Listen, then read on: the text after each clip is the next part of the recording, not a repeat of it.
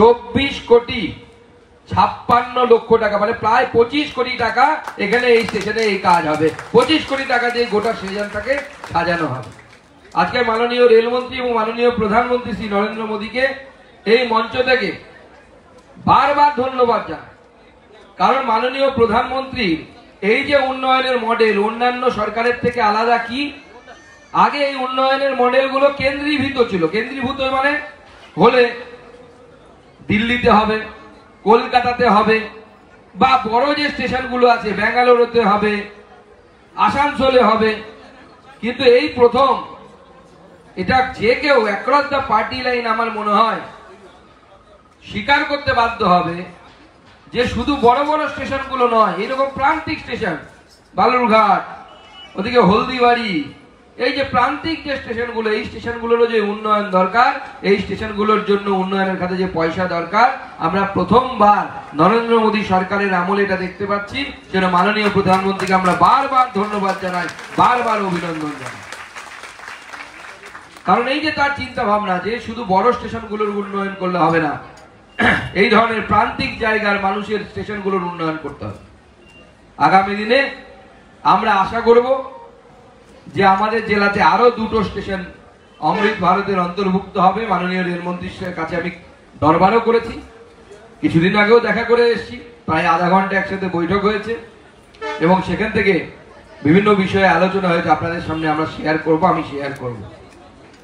সেখানে আমরা আশা করব যে আগামী দিনে যদি অমৃত ভারত এই প্রজেক্টকে এক্সটেন্ড করার কথা আছে, সেখানে আমরা গঙ্গারামপুর এবং বুনিয়াদপুর এই যে 2টো স্টেশন আছে, সেই 2টো স্টেশনকেও আগামী দিনে অমৃত ভারত স্টেশনের অন্তর্ভুক্ত করার জন্য মাননীয় রেলমন্ত্রীর সাথে কথা বলেছি।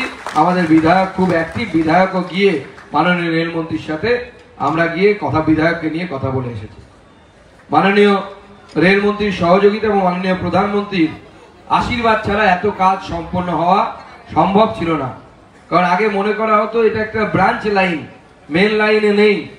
এবং আমার মনে আছে আমি যখন প্রথম এমপি হয়ে আসি, তখন তৎকালীন যিনি ডিআরএম সাহেব ছিলেন, আমি নাম ভুলে গেছি ওনার, শুভেন্দু চৌধুরীর আগে, উনি যখন আমাকে বলেছিলেন, আমার আজও মনে আছে যে স্যার আপকো এক সচ বাত বাতাতা হুঁ, স্যার আপনাকে একটা সত্যি কথা বলতে চাই। বলে কি?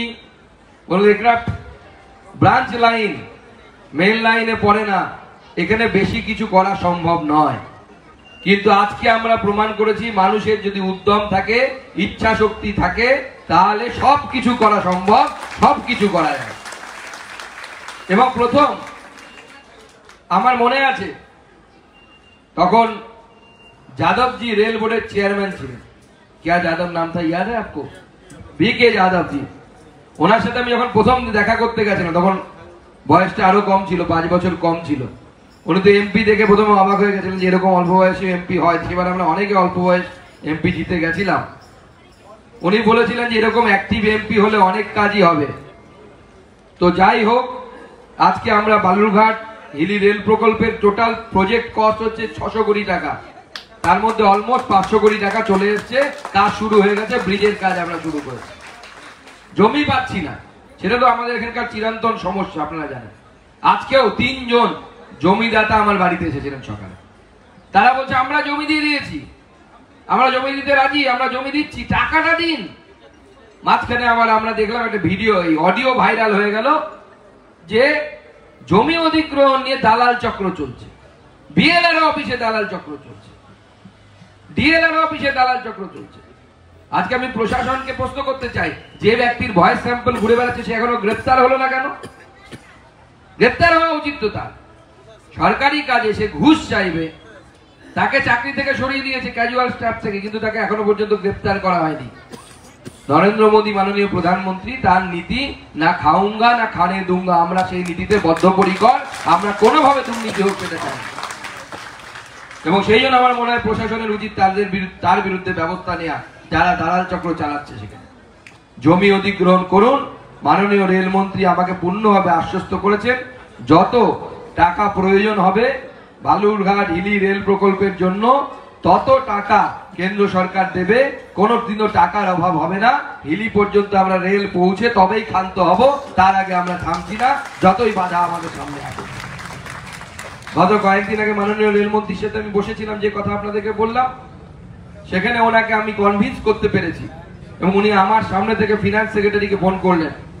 ফিনান্স সেক্রেটারি থেকে কথা হয়ে গেছে, আগামী খুব তাড়াতাড়ি ভোট ঘোষণা হয়ে গেলে, হয়তো তার আগে হয়ে গেলে ভালো, না হলে ভোট ঘোষণার পর তো আর ঘোষণা করা যায় না, খুব তাড়াতাড়ি আমরা বুনিয়াদপুর থেকে কালিয়াগঞ্জ প্রকল্প, যেটা বন্ধ হয়ে গেছে, ওদের সরকারি ভাষায় বলে ফ্রিজ হয়ে গেছে, সেটাকে আমরা ডিপ ফ্রিজ করব, সেই কথা মাননীয় রেলমন্ত্রীর সাথে হয়ে গেছে।